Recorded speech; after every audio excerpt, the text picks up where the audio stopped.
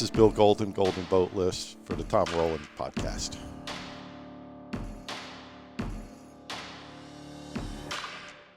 Bill, what's up? How are you? Great, man. You were just telling me off air about going to your Rock the Country in Ocala. Up in Ocala. What a beautiful part of our state, man. Just love it. Love it, love What it. What is, do you know Ocala? What is the horse history there? I mean, I don't know much about the history, but it's all horses. I know. It's horses everywhere. So There's just insane. beautiful land there when you drive through there, big horse country, and that's a big place. Hills and all, yeah, it's awesome. So what was the venue like?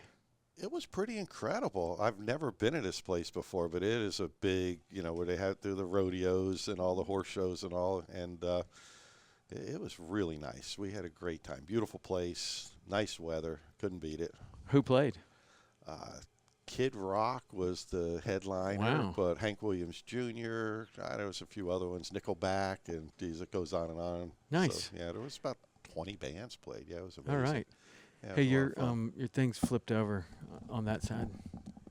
There you go. It'll be more comfortable I that way. thought that felt a little funny. It'll be more comfortable that way. Thanks, So Tom. here we are at Golden Boat Lifts, and the first time I've been in your facility. How many buildings do you have here? We're up to 5. Well, no, I'm going to go back. We're 4. We just gave up the lease on one of our smaller buildings, and we're putting another building up this year, so we'll be back up to 5 buildings. Man, you've built a great business. How did you get started in the boat lift business? Well, I moved to Florida in 1980. In 1981, I bought a welding machine, and somebody seen it behind my truck and wanted me to weld on a boat lift. I didn't even know what a boat lift was back then, and I went over and looked, did some welding.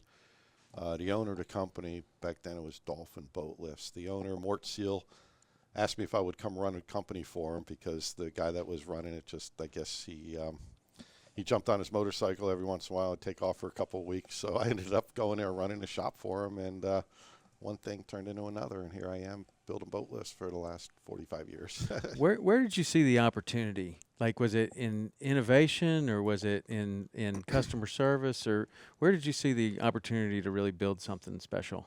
Well, for me, it was more of, back when I was young and started in the business, it was more about the processes of having a manufacturer. I mean, the guys that were welding there, they had no clue what they were doing. I mean, they were just sticking stuff together the best they could. It would take them half a day to build something, and I got in and I just seen some ways we can innovate the manufacturing as far as the way we assemble it. And I would do something, it would take me 10 minutes to doing a jig. It would take somebody else like 3 or 4 hours to build. So I got into the manufacturing processes, and somehow I ended up getting into sales. I guess I knew too much at some point, and I had to share my knowledge. So that's what got me born into sales and running a business. Did you have a background in manufacturing at all? I didn't. No. Not So at you're all. just looking at it going, there's got to be a better way to do it than that. Yeah. And I just love building stuff. So an opportunity to like build the boat lifts and do this thing repetitively, and I just dug it. It was just so much fun, and I'm not so much hands-on, but I still get out in the shop every once in a while, and if I see an opportunity to build a jig better or to process more efficiently, more accurately, and that's what I'm into. But what you're known for, at least what I know you for, is innovation. Yeah. Like you've changed the way that boat lifts are created. You've got your own processes. Tell me about like where we are today with Golden Boat Lifts. Well, I started out, I guess, creating the processes to manufacture better, and then after a while we started really listening to our customers and saying, hey, can you do this a little better? Can you make that a little faster? This is a little hard to put this together. Can you make it easier to assemble? And we just listening to our customers and what they want and what their customers want.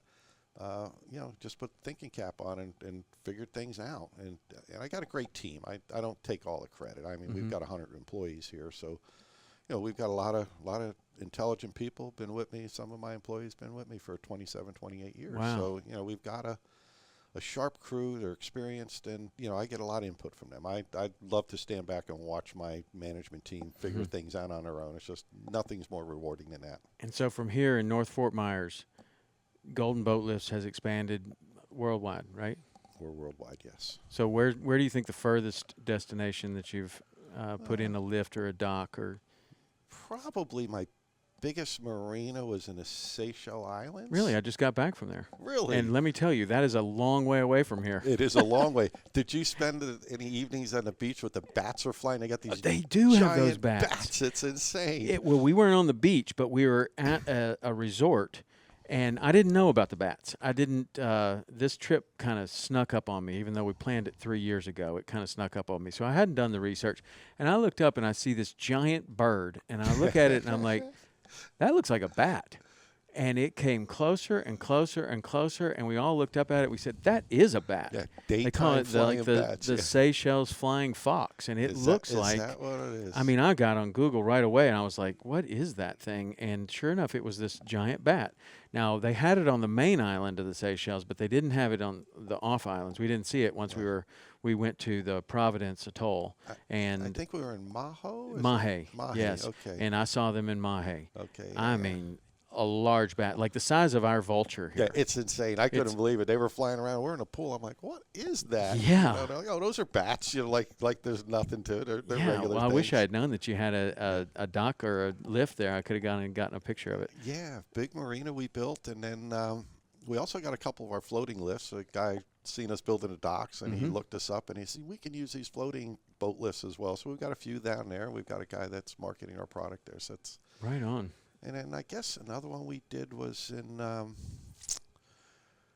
oh, geez, I got to think about this. Marshall Islands was another one. We did, we lifted a submarine. A submarine. Yeah, for tourists. So when I mean, is that bigger than a sport fish? Like, is that like a big long center console or? No, it's probably like 20 foot long, Okay. like 3 passenger. They just, I gotcha. not very big at all, but it's pretty neat. What do you think the biggest lift that you've created is? 180,000 pound down in St. Martin. Wow. Yeah. 180,000 pounds. Yeah.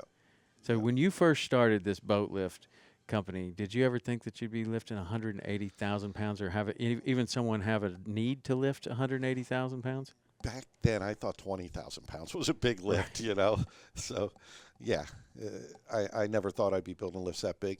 You know, that's not a big part of our business, though. Our bread and butter basically is 10,000 pound lifts and up. Those are the lifts we like to build. That's going to be like a 35 to a 45 foot boat. Yeah. Yeah. And so what is it about Golden? Like I heard you doing your pitch at the Miami Boat Show. It made a whole lot of sense. Tell me what's different about what you do and how you do it than the rest of the lifts on the market. Well, you know, we all build an aluminum structure pretty much the same. We're using channels, and the structure is very similar. We do a little different on our mounts. I use a stainless steel mount bracket, and we use more lag bolts. We do a more robust connection from our boat lifts to the pilings. But what really separates us is the gearbox. I mean, truthfully, there's one component that you can go cheap or you can spend a lot of money on, and you know what separates us is that I've chosen not to go cheap.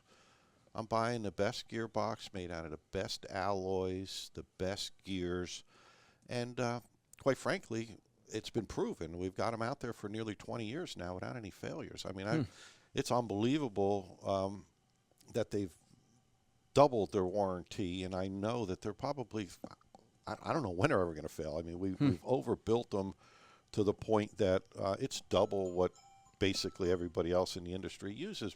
You only need 4,000 inch-pounds of torque to lift most boats, the way the cable arrangements are and so on.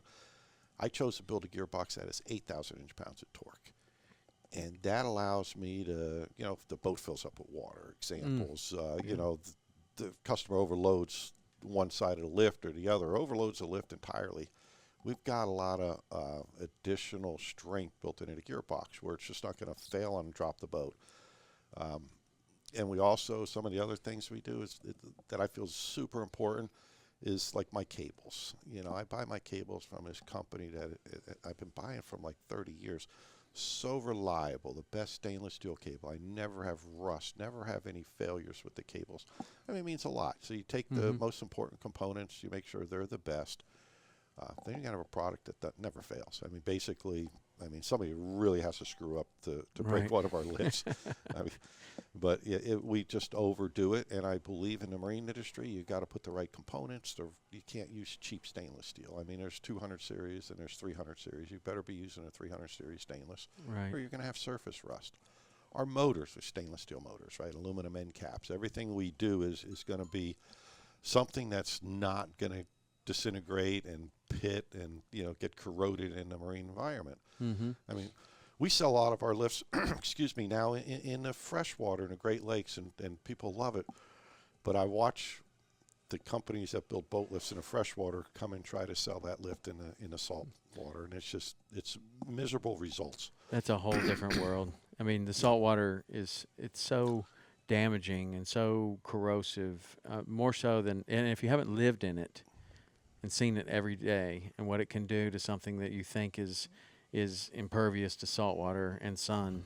I mean, the sun is a big thing too, Well, and it's hard to describe. I mean, you could try to tell somebody what's going to happen. You see a first-time boat owner that leaves the Great Lakes and comes to Florida for the first year, and by the end of that first year, their boat looks terrible because they're not taking care of it like they did Right, up right. north, and it's just a very difficult environment.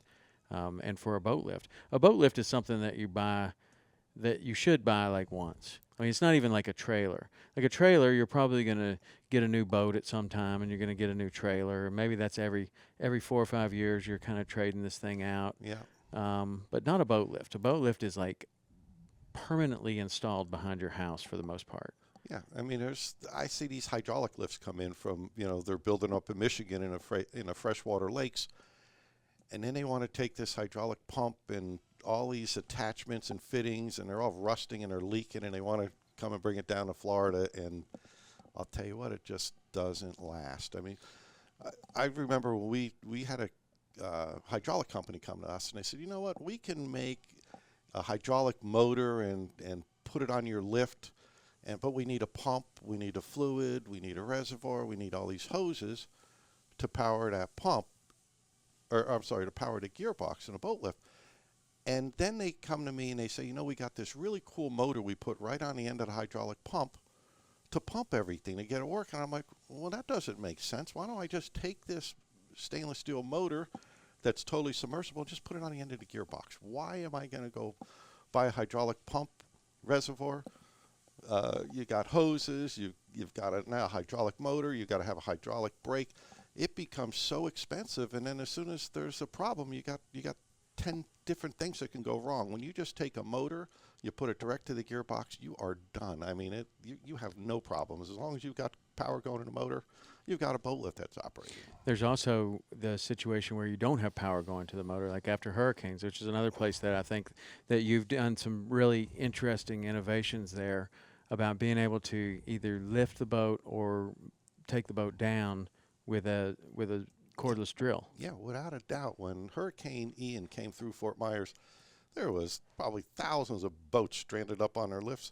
With our lifts, and I think we're the only lift company that has a gearbox, so you can actually just put a cordless drill with an adapter for like simulate the end of a motor, put it in, you can lower the boat right down.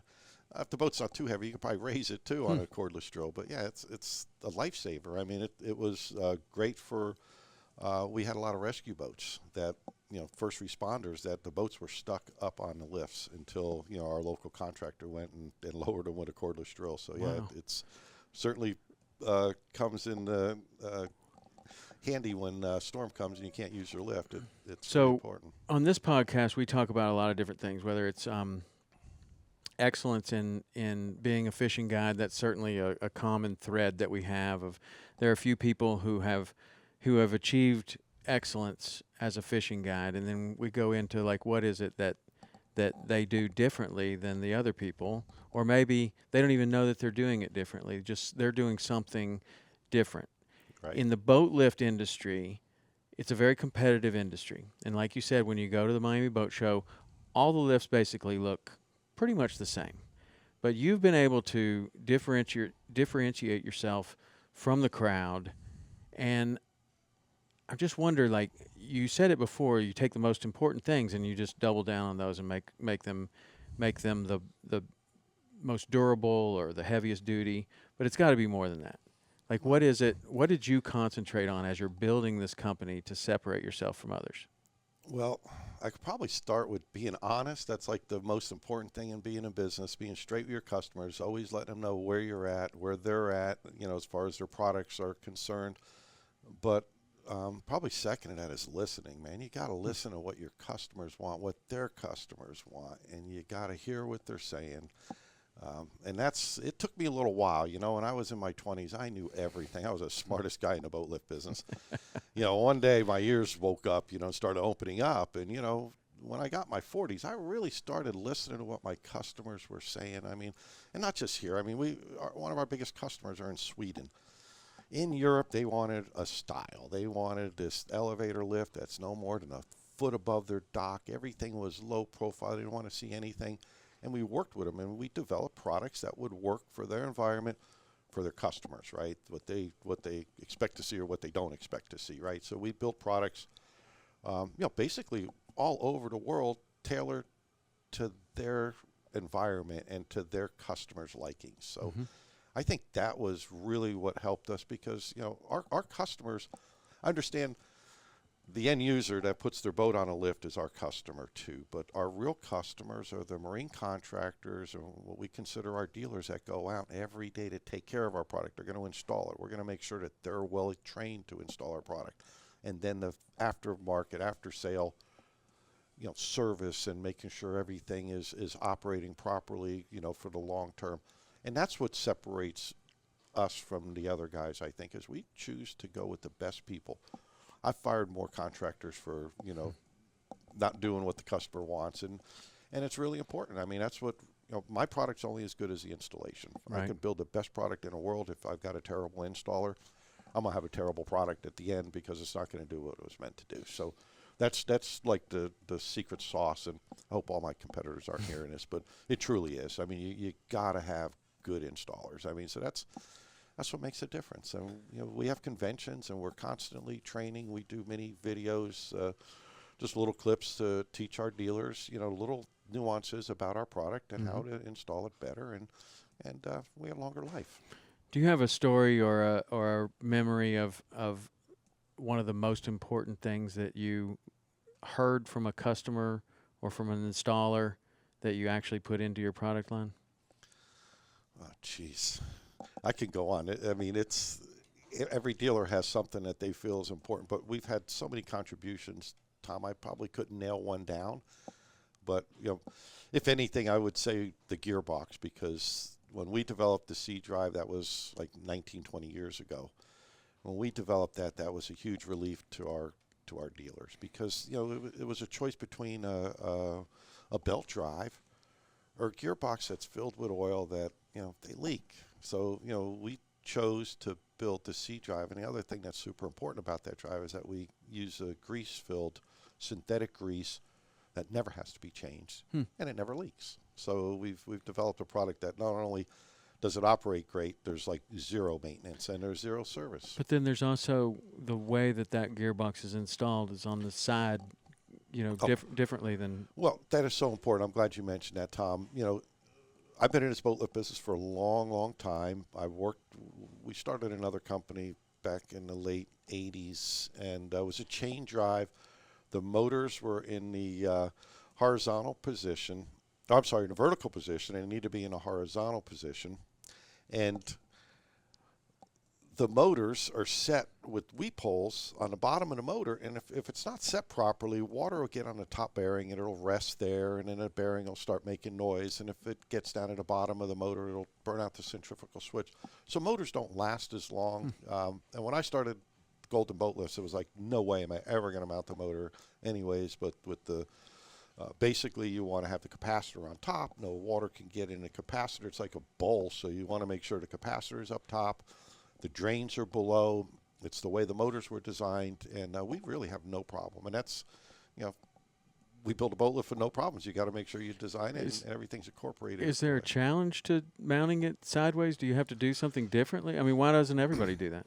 Well, it's the gearbox, right? And our gearboxes cost a lot of money because they're dual gearbox. There's two gearboxes built into one, and it's very expensive to build that gearbox. So people choose to be on a budget, you know, and if you're out to save money when you're buying a boat lift, you probably shouldn't look at a Golden lift because you're not looking for the best either. And my true belief is the gearbox is the heartbeat of the boat lift, and if you put the motor in a different position or you choose a gearbox that has less strength, I think you're jeopardizing the longevity of the product.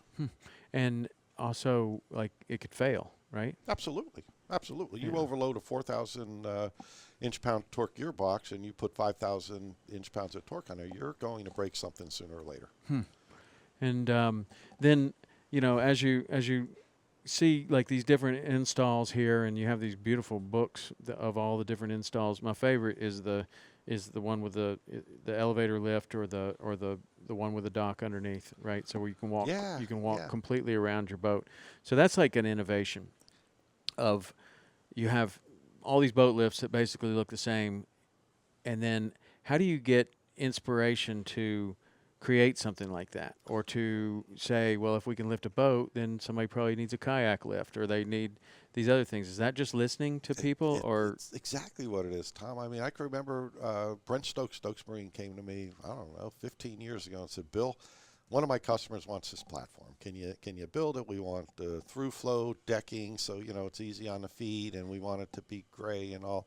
I remember the first one we built. Man, I lost my butt on that one, but you know, I learned, and that's kind of what you go through, you know. And we got better and better at it, and you know, it turns out that each of the plastic pieces were a little different dimensions, you know. So when we started putting it together, it was maybe a little bigger, a little smaller, whatever the frame. So we adapted to, you know, the differences in the plastics that we get, and you know, people want this supplier, this type of through flow or sure step or Titan decking, so we give the customer what they want.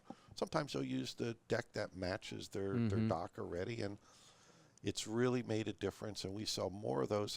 One of the buildings I have, basically that's all we build in them now, is that and walkways. Man, those things are so nice. I mean, you see other people like that have their boat up there, and they'll take their boat off, and then they'll just leave the lift in the water, and they'll be sitting there kind of like on the sandbar, right? Well, They can make it a foot deep or 6 inches deep, or. That's my buddy Pete. Yeah, he actually put one of our tiki huts above it, and he's got the platform. He lowers it down, him and his wife, on, you know, Saturdays and Sundays.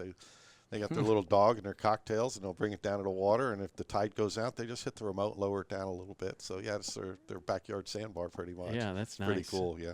And then when your boat's on it, you can walk all the way around it, clean it. That's the other cool thing, yeah. I know, that's nice. Yeah. That's really nice. And so where does the innovation go today? Like, have you done all that you can do? No way, man. We just came out last year with a freestanding boat lift. We introduced it at Miami Boat Show, and that thing just was a hit. I mean, there's a lot of places down in the Caribbean islands and so on where it's just difficult to get a barge to put pilings in. So we built it. What about even restrictions and permits and all of that? Absolutely, yeah. We're doing the same product, freestanding 4-post lift, up in Lake Michigan, where they're going to pull them out every winter, but they're still, now they're able to pick up bigger boats. So how does a freestanding 4-post work? It's not going into the ground at all? No, it has foot pads, adjustable, so you can level it, but basically it's a frame that'll sit on the bottom. If the bottom's on level, we have adjustable pads that'll level the lift up. And I'll tell you, when we were at the Miami Boat Show, I was surprised at how well the product was received. These people from down in Antigua, we sell a lot of lifts, and there's like one marine contractor, and it takes a year to get from one side of the island to the other, and then they pay, you know, just ridiculous amount of money for each piling. So they couldn't believe it when they seen it. They were like, "Oh my God, this is why we came to the boat show. We didn't even know why we were here, but now we know."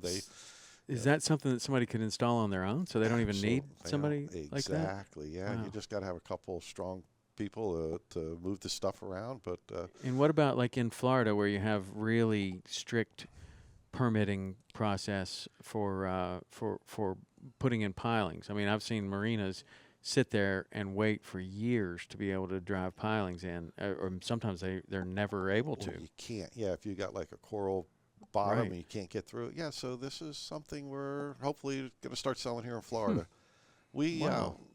the other thing we've got that's very innovative is one of our hydraulic lifts that we sell out west and up in the Midwest and throughout Canada.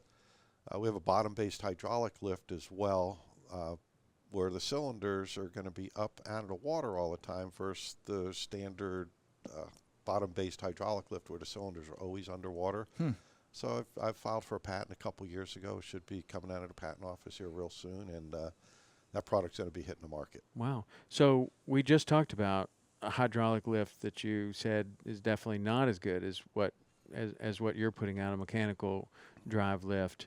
What makes your hydraulic lift something that you have confidence in? Well, it's a totally different. It's not a 4-post lift. It's not really something you'll see in Florida. It's going to be a lift that's going to come out every winter. The hydraulic lifts that you see up in the Midwest and basically throughout the Canada, where you're going to see the lakes freeze, they're going to pull those lifts out every winter or every fall, put them back in the spring. And the type of lift it is, the cylinders are mounted basically to the frame, and the cylinders are always underwater. The design that we have now, the patented design, is we've mounted the cylinders up above where the basically where the boat supports are. Yeah. So the cylinders are always up out of the water. So that's the difference, and we're not running a gearbox. So that's a little different than what we spoke about before as far as one hydraulic lift versus the other.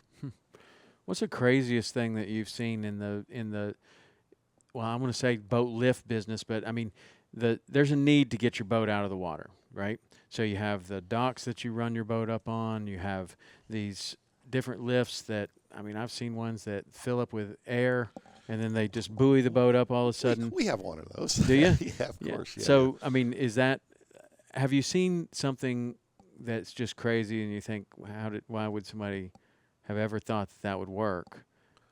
Maybe ever work in salt water. I'm sure you've seen plenty of those. Like it's not going to work in salt water.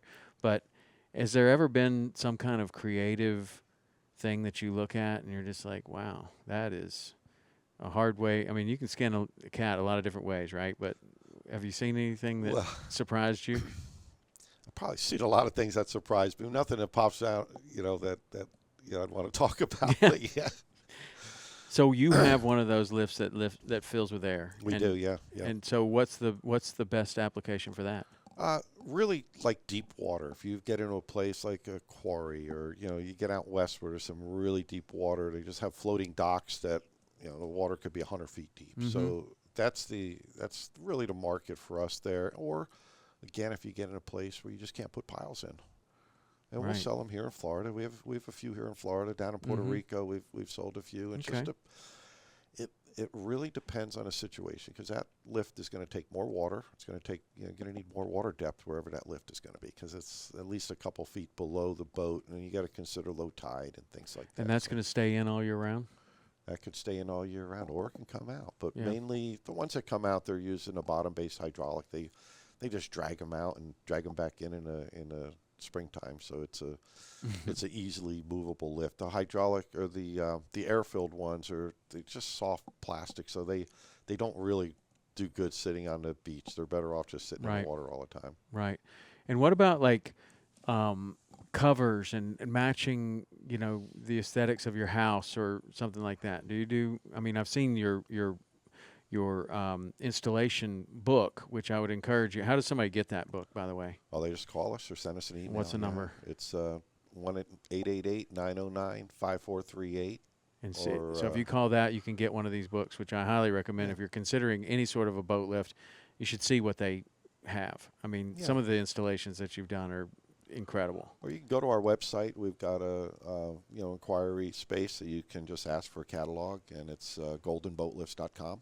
Okay. You've put a lot of time into that book. It's really nice. Yeah, they did a really nice job. Yeah. First class. And so you have that at all the boat shows. You're also at all the boat shows for the most part. We do all the boat shows we can do, yeah. For the most part, we're at every major boat show. Yeah. And so that's when you come with this the innovation station. It's behind us here, and we're going to have B-roll of all this. But walk me through like what you talk about at the boat shows and what we're looking at here.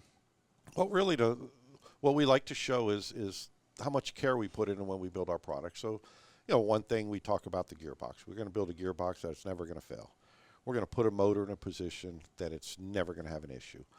We use larger diameter winders because we have a lot of torque in our gearboxes, so we're allowed to put a bigger spool, which increases the torque requirement, but of course I have it in the gearboxes, but it also increases the speed and it increases the cable life, because the bigger the spool you wrap it around, the longer the cable's going to last, the less bend it's having. So, those are the things we like to show off. Our limit switch, which is super important to us, that obviously the limits keep the lift from overrunning its up and down limits, and without that, your lift's going to keep going. It's not going to shut off when it's supposed to.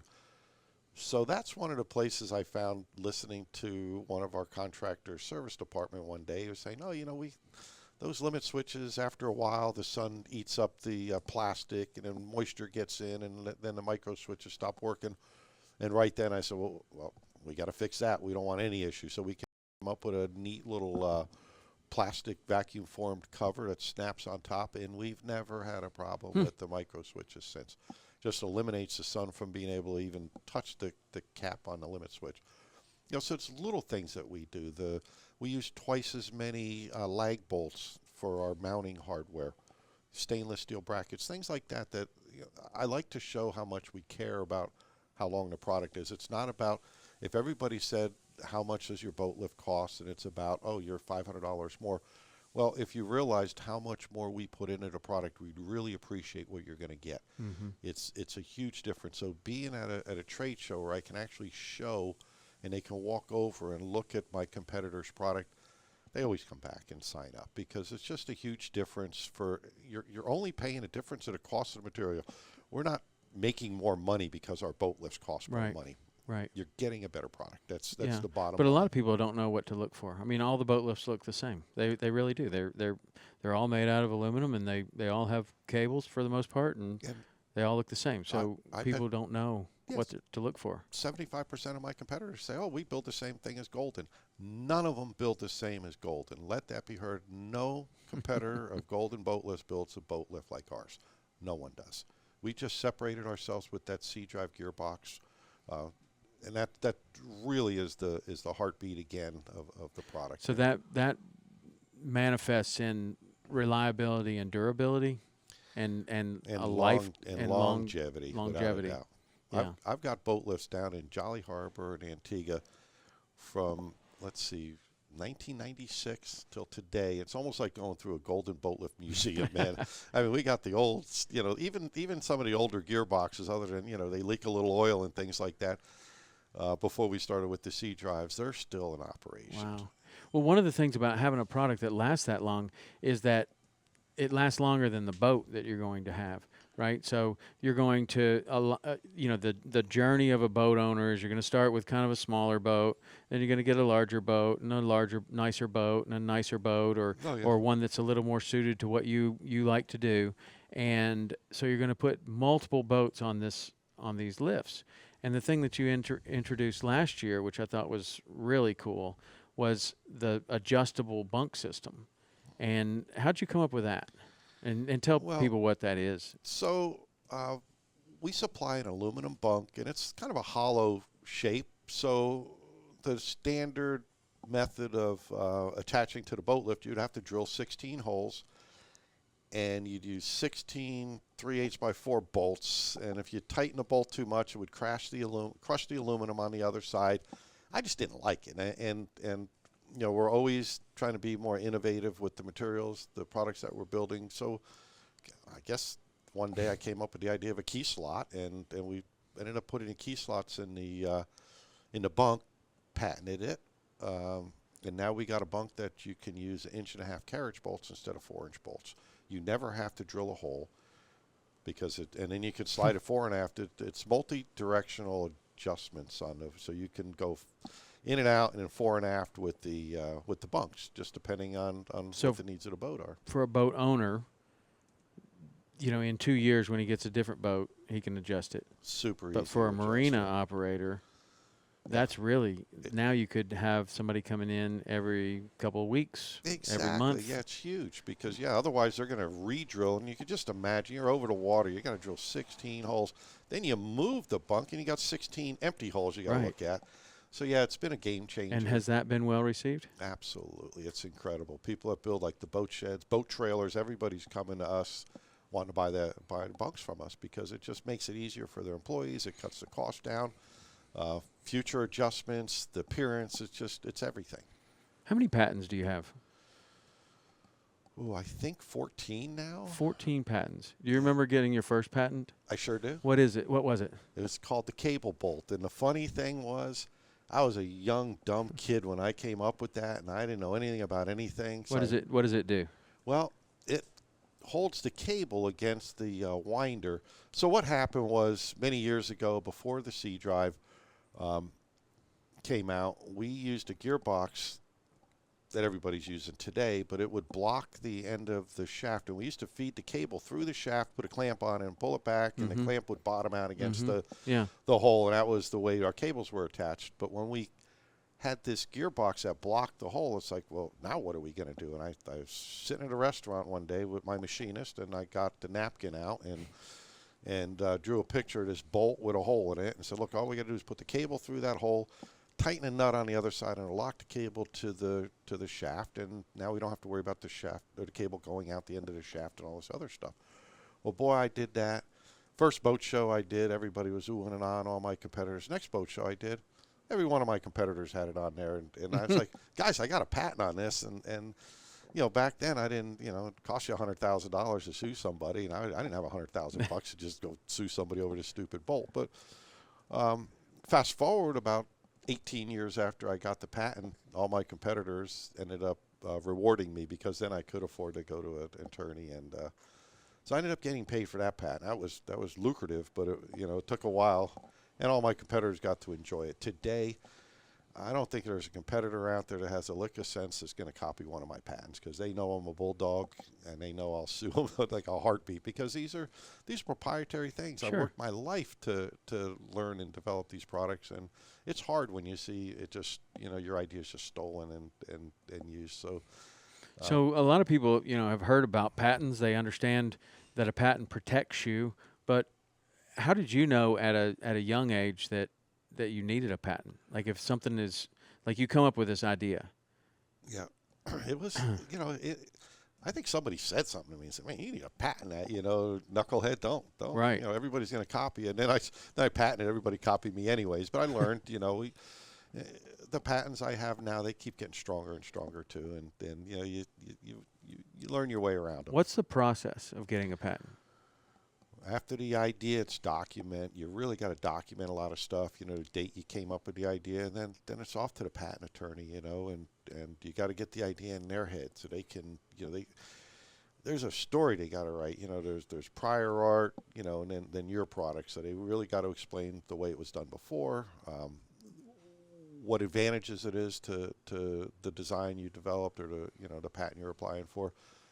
It gets kind of complicated, and it's a long process. The patent inspectors, they're not easy on us. They want to make sure that they've done everything right as far as evaluating, the validity of your patent. Make sure no one else has ever done anything like that.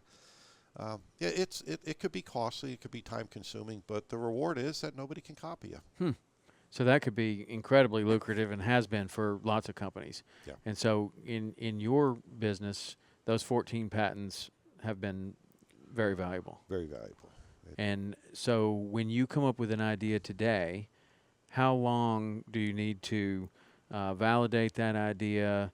Or, do you talk to people? Do you look around? Or do you go immediately to the patent office? I generally do a little research on my own. Do a little Google search and see if there's anything like that out there. And I just was at the patent office 2 weeks ago for our boat lift cover. We have a new patent we're working on for the boat lift cover. So something real interesting. I can't wait to share it with you. Interesting. Yeah, for the cover. Yeah.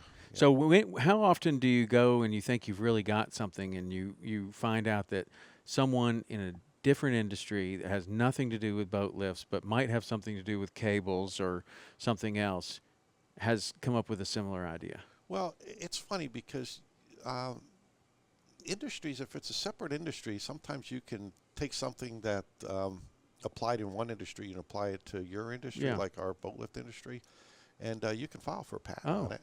Even the cable tie-off that I have, that's no different than, I don't know if you remember the old brake handles where you would Yeah. put the cable through and you For tighten sure. a bolt Yeah. to adjust the cable, right? Well, it's similar, except we're wrapping around a spool. I can remember somebody that copied my patent, and he said, "Oh, no, you can't patent that because it was used on a bicycle."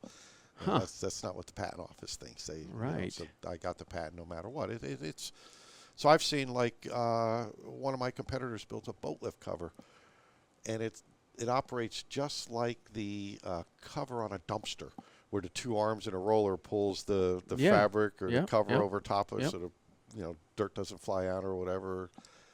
They made a boat lift cover exactly like that, and they call it a boat lift cover and patented it. So, yeah, it's amazing how you can take something from one industry and bring it to another and get a patent on it. And what's do you have? I mean, recently you just came up with some idea for a boat lift cover yourself. Do you? I mean, you had a good history of this. You got 14 patents. You've created all kinds of different products. When you get an idea, do you follow a similar path? Like, when you get an idea, do you know immediately that's a good idea?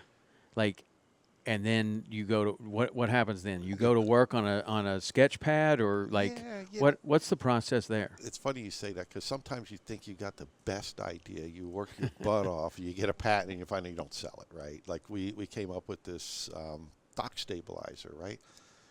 It works great when it's needed, right? But there's not that great of a need. So it's like one of these deals, like, well, we went through all the patent process and development, getting the patent, and then not selling a lot of them. So you don't always get a home run, even if you think it's a home run. It's difficult, but we have had home runs. That's why I keep doing it. You know, maybe one out of every 4 or 5 become like a major home run. You know, when in my career of fishing, I used to go to a lot of different consumer shows and boat shows and different types of shows, and I would teach fly casting, and so I would go there. And there was one called the International Sportsman's Exposition, and it was all around the West. And then there were these ones around here, and they would be similar to a Miami Boat Show or just a gathering place. And at these places, there was like this group of people, and it was Yeti, it was Bubba Blade, it was this guy that I don't know what happened to him, but he had this idea for a hat that had retractors built into the hat, and you would hook your sunglasses onto them, so you wouldn't need, a retainer or anything. It would all be attached to the hat. And he had this big idea. And I saw many other ideas that either made it or didn't make it. And today, you'll be talking to somebody and you'll have an idea. Oh, wouldn't it be cool to have an alarm clock that had fishing sounds? Like it's a screaming drag as the alarm clock. Oh man, that's a $1 million idea. You should do that. And I'm like, well, it's $1 million idea that would take 15 years of boat shows. And I mean, I just look back at Power Pole and Yeti and Bubba Blade, Golden Boat Lifts, like all of these companies that had an idea, but they did something different. They actually acted on the idea. They built the idea. And then they went around and they showed people this idea for literally, it's just like they say, like a overnight success, 20 years in the making. Yeah, but truthfully, what makes a difference on that is we got customers that come to us with a need, right? So you got to have the need first. Yes. So you got to see the need. You can't come up with something you think somebody's going to want. You got to have something that somebody needs. And in the boating industry, we know how boaters are, man. They need this. They don't want that. They need it, right? Yes. You need a new boat. You don't want a new That's boat, right. man. So it's so we're familiar with what is needed in our industry, and we listen. It's really the customers, our dealers, listening to their customers tell us what we need to be building. So that makes it a little bit easier to know I'm going to sell a product in an area if I'm building what I know they need. Yeah, but you also think that maybe a dock stabilizer is something that somebody That's needs. right. But you have to go out there and try it, sell it, and then realize maybe they don't need it as bad as I thought they did. Hey, we got a patent on it. We won the Innovation of the Year award at Miami Boat Show with this thing. I mean, it's an incredibly awesome idea. It works incredibly well. Is it like a seakeeper for the dock? Well, it's similar, but it's like rollers on a piling. So, Uh-huh. it basically the dock never moves. I mean, it goes up and down with the tide, but it cannot tilt, side to Wow. side. So we did it because we sold, it was actually Marine Max. They had they couldn't do a wider dock than 4 foot wide. And it was so unstable because it was narrow. We used paver blocks in most of the marinas that we built for them. So it's a heavy dock. So heavy and narrow doesn't work well when it was out of balance. So when we put that roller system in, it made it like the sidewalk up on land. It was that solid. That's cool. Yeah, it's a great idea. We still sell them. I mean, it's just not something that, like a part on a boat lift. How much of your business is docks? About 10 to 15%, but we're quite big. We're no doubt the biggest single boat lift manufacturer in the industry right now. So we do a lot of boat lifts, but we built quite a few marinas. We have, I think, 4 or 5 on the books right now that we're in the process of building. Right on, and that'll be everything from the water out. Everything from the water out, gangways, and you're going to get to see some of our work when you get down to Pink Shell tomorrow. So right. Yeah. Yeah, I'm looking forward to that. Yeah. That's going to be great. And so was that stuff there before the hurricane? It got wiped out. Yeah. Yeah. And how much of that seems to be a serious need and frustration for people too. Is like you get hurt. I mean, you sell a lot of boat lifts in areas where there are a lot of hurricanes. You sell a lot of boats where there are areas where there are a lot of hurricanes. I mean, they kind of go hand in hand. So, like, how does a hurricane affect your business one way or another, or the building of your you're trying to make them storm proof. I don't know if you can make anything hurricane proof, but hurricanes are not a fun thing to go through. When Hurricane Ian came through Fort Myers, we were down for nearly 2 months. I took this with substantial loss, but we had to take care of our people first, and so we did what we had to do. But after that, we realized 2 of the marinas that we built down on Fort Myers Beach, actually 3, were the only 3 marinas that made it through Hurricane Ian. And the Monday after Hurricane Ian, the Coast Guard called us and said, "Look, we can't get to our docks. We want to use Moss Marine.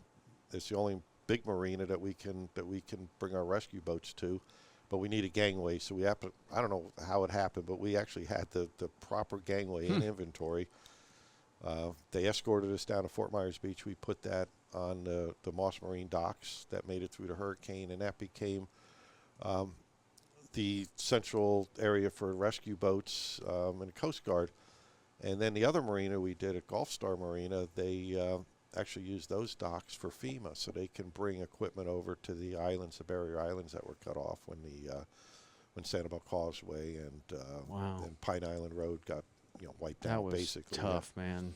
I mean that hurricane, that was a tough one. Yeah, but so fast forward though, hurricanes, they set you back, but we ended up rebuilding just about every marina in Fort Myers because they seen that we build a robust product, and all our welders are certified welders, and we weld boat lifts that are picking up tens or thousands or maybe 100,000-pound boats. So we put that same love and care in all of our welds, so our docks hold up. I mean, just phenomenally. It's this is our business, man, making stuff stay together. So our docks did better than anybody else's. Wow. So you obviously build a great business. You've built great docks. You've built great boat lifts. You got patents. What do you like to do when you're not building boat lifts? Selling more boat lifts and selling docks. And I travel. My wife wants to kill me. Every time we go on vacation, some reason there's a marina pretty close to wherever we're staying, if we're not like staying on the water. But, hey, we're surrounded by water. Earth is how much percent water, right. Whatever, So you know what it is. You can't get away from it. I just love this business. So most of my travel includes visiting friends that I've gotten to know in this industry over the last 40-some years. And it always includes a boat lift someplace or a dock. I don't know. My fun is just going and just enjoying the water. the people that I've worked with all my life or my career, I get to see them. That's that's my joy. I love traveling, and it always includes the marina or a boat lift or something, I mean, tied in the water. But we started out by saying that you were in the Seychelles and then the Marshall Islands. I mean, it sounds like the travel that that this business keeps luring you to are some of the most beautiful places in the world. I have been everywhere. It's just about China to throughout the Middle East. We started doing the Dubai boat show. That was my big thing. I wanted to go to the Middle East. What do you think about? I mean, when we flew into Doha, which is not Dubai, but I looked down at the water. The water's beautiful there. There's tons of boats there.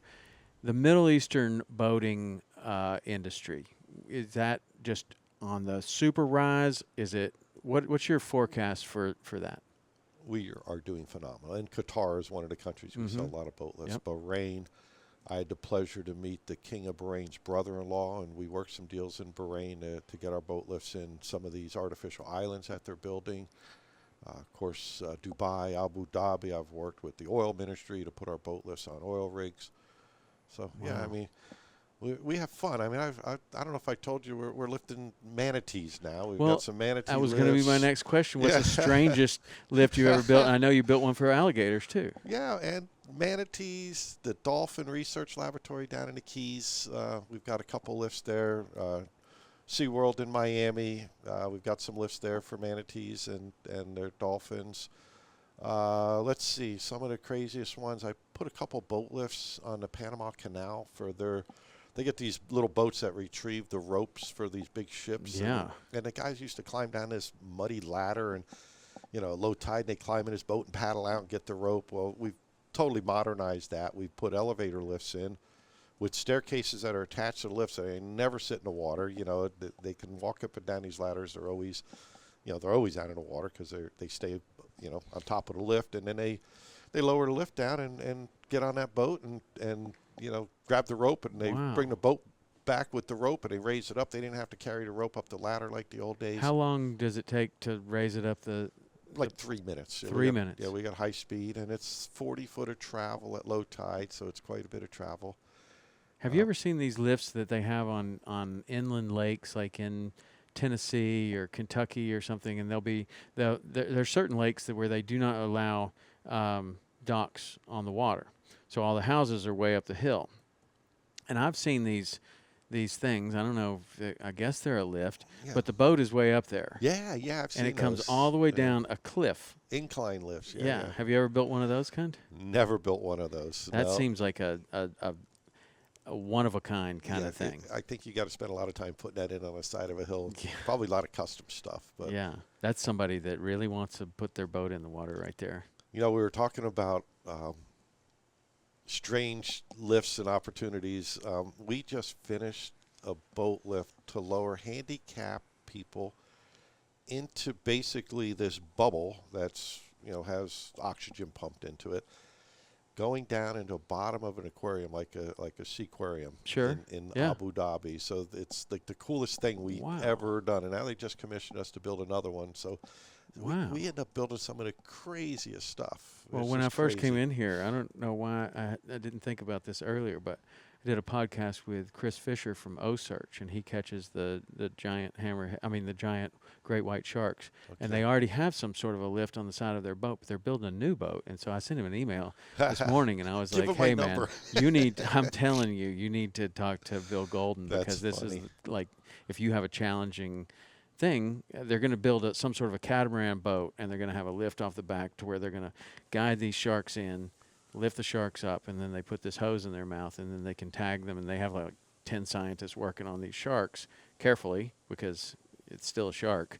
That's crazy. But they lift up. So I sent him an email this morning. If he has a need, I'll definitely introduce you to him. That's funny because that just reminded me of one day I came to the Fort Lauderdale Boat Show, and my sales manager said, that guy is walking. He's been waiting for you all morning. And the guy introduced himself to me as he owns Subsea submarine company, and they commissioned a company to build them a boat with a built-in lift for the submarine. Huh. and they took it across the ocean, and a boat sunk. It Oh, fell no. apart because they had this well in it, and that's when they came to us and said, look, we need you to build a floating dock, and then we need you to build a lift into it, and we want a canopy on top of it. Some pretty cool pictures I'll have to share Yeah. with you. But that was, they were having, it was Chinese New Year's, and there was some guests coming. It was at the Four Seasons Resort that had to have the submarine ride. So we had to have this thing done. It was like, and we literally designed it to be able to put on a jet and flown over because of the time restraints. And I did a lot of design I did out of wood, so we didn't have to ship so much material over. We shipped floats. It was crazy. I mean, it cost more to ship it than it did to build the product. Oh, boy. It's pretty crazy. But, That, they got it. It worked, and they got it on time, so that was important. I would think after the submarine incident a few years ago, there's less need for or less desire for tourists to go down in submarines. I'm not getting in one. I'm not going in one. I'm not going in one at all. So what's the future?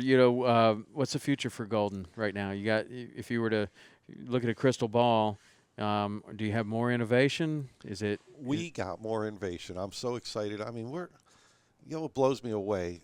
All this stuff with tariffs, and we are the busiest we've ever been. I mean, we are so blessed, and it's got to be due to the fact that the incredible product that our company builds, our team builds, because it's just, and the future just holds so many opportunities with building marinas, rebuilding marinas. We've got our new Hurricane. I guess I'll let the cat out of the bag. It's the boat lift cover. We're building a hurricane-resistant boat lift cover, one that doesn't need to be removed. So we've got so many cool things. And a freestanding lift. I mean, they're at their infancies right now, and the whole reason I got in the boat lift cover business, and I bought a boat lift cover company almost 2 years ago now, was to introduce this idea. It's been kicking in the back of my head forever, that we filed for a patent on, which is going to make a difference. Every one of these boat lift covers that are installed, every time there's a threat of a storm, they got to remove the cover. Yeah. And, I couldn't remove every cover I sold before, in a week. If you get a week from a hurricane warning, I got competitors out there that probably got 5,000 or 10,000 covers. I mean, the most they can do is 50 before the hurricane comes. The rest get blown away. You get blown away, or maybe it's something that some homeowner could try to take down on their own. But I mean, it's not easy. I mean, I've done my share of getting ready for hurricanes. You're boarding up windows. You're securing everything. Now you got to take the cover off the boat lift. One more thing. One more thing. Like you don't need one more thing. Yeah. And then it's getting to put it back on. If it never comes off, you never have to worry about finding somebody to install it. So that's the good thing too. That's right. So, I'll look forward to seeing what this thing looks like. But a hurricane-resistant anything seems tough. So, how about the current environment with the tariffs and everything like that? I mean, you look at a company like yours, mostly metal. How has it affected you? The aluminum tariffs affected us. We did have a price increase. Some of the tariffs over in China, we do get some castings over there, which I don't know who I'm going to thank, but they dropped the tariffs last night. Yeah, like 90% of the 100%. So I'm down to only 10% more than what we were paying a year or so ago. So can you explain, like from your perspective? Like I saw that news this morning that tariff had been dropped or changed or something. Like from somebody that's dealing with this on a daily basis, what does that mean to you? And then what do you think that means to the overall economy that happened? Well, to me, it's huge. Let's just face it. The stock market just is up now. I mean, just a total different environment than what it was a week ago, right? Mm-hmm. I put in an order for like 4 containers. I'm getting them sailing across as quick as I can. I don't want to see another. So immediately people are going to be buying. This morning I was on the phone to my supplier in Springfield, Missouri, and we wanted to make sure we were some of the first containers on the next ship out, because right now it's going to be a S-fest. Buying frenzy. Trying to get the containers on ships. Okay, mm-hmm. Now, everybody held back for a month or so, right, on orders from China. So Now it's going to be who gets the containers on first, and they can throttle up the engines a little bit on those on the big container ships. And so the ripple effects from that will be what in the stock market? Like that's why everything's going up because people are buying, shipping, everything's restarted again. It's nuts. I'm excited as could be. I mean, again, we were doing super well, and I was, surprised at how well we were doing considering the current tariffs and so on. It hasn't affected much. Even like in Canada, I was surprised when the 25% tariffs went on in Canada. I do a lot of business in Canada, and at first everybody was shocked. They held back.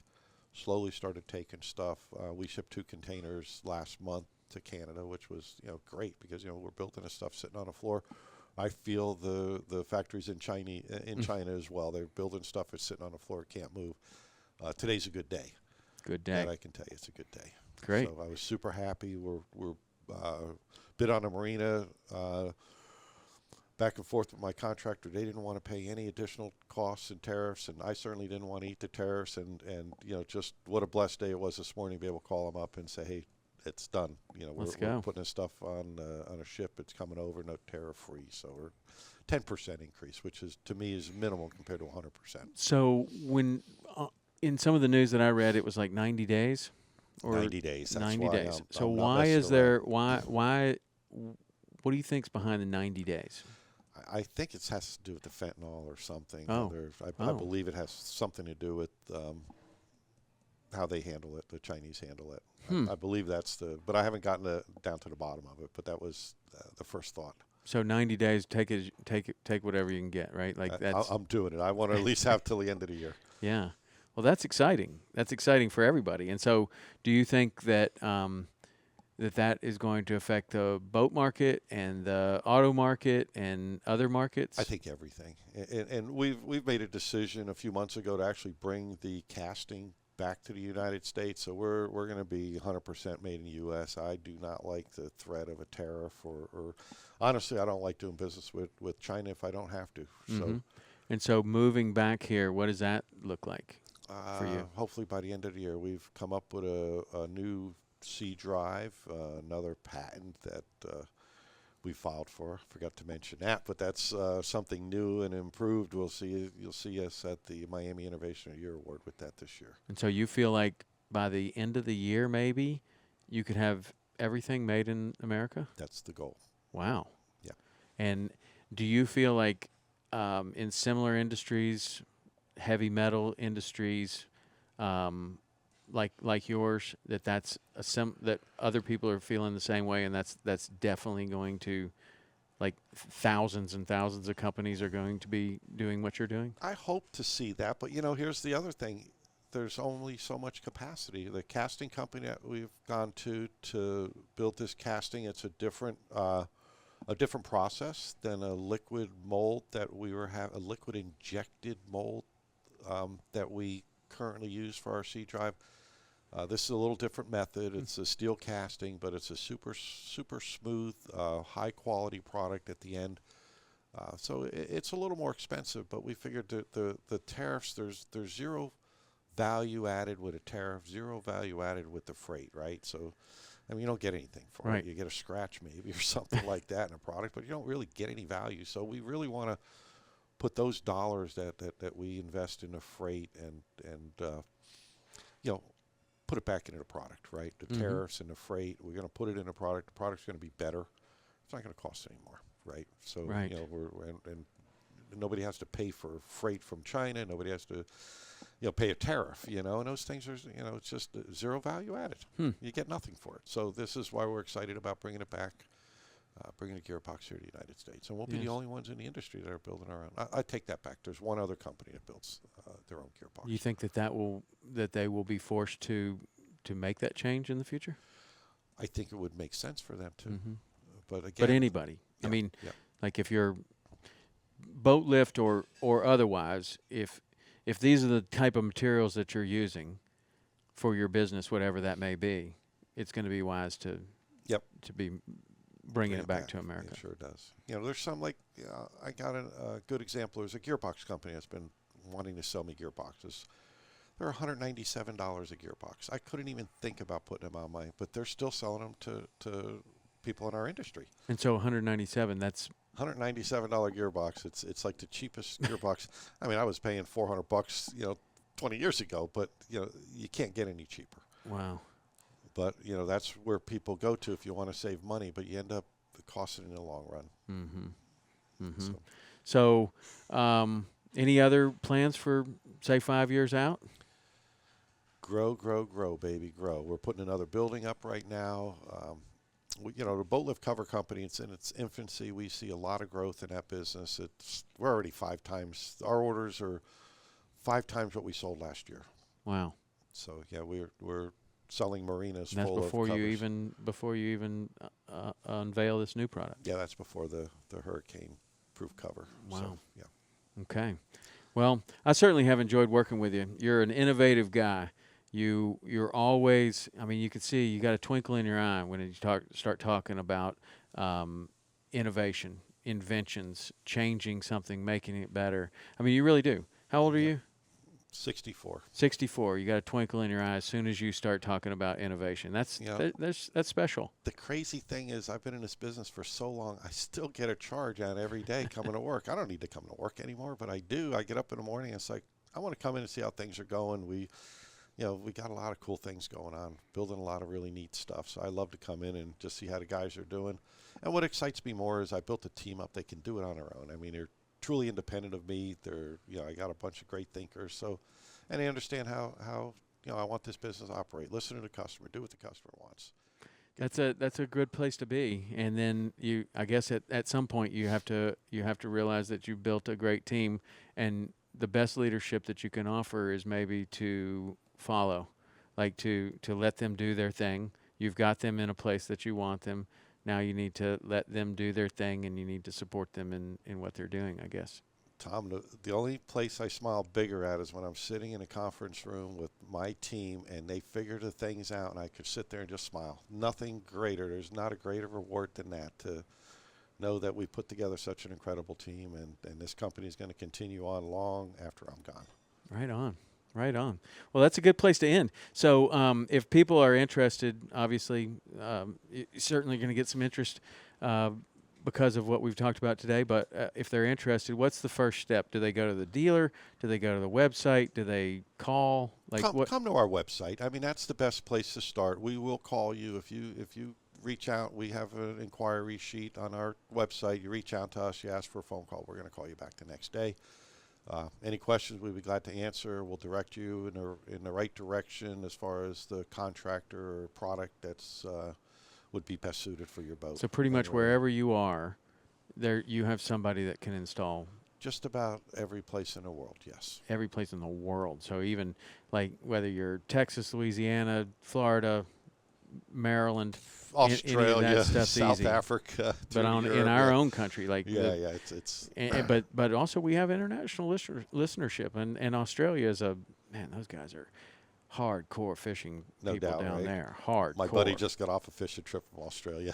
I love Australians, man. Those guys, they are hardcore. They really are, and they own a lot of boats. There's a lot of boats down there. Yeah, we're doing good in Australia. We've really started. We found a great contractor over there. It's the last few years, every year he's been buying more and more. So yeah, we're excited.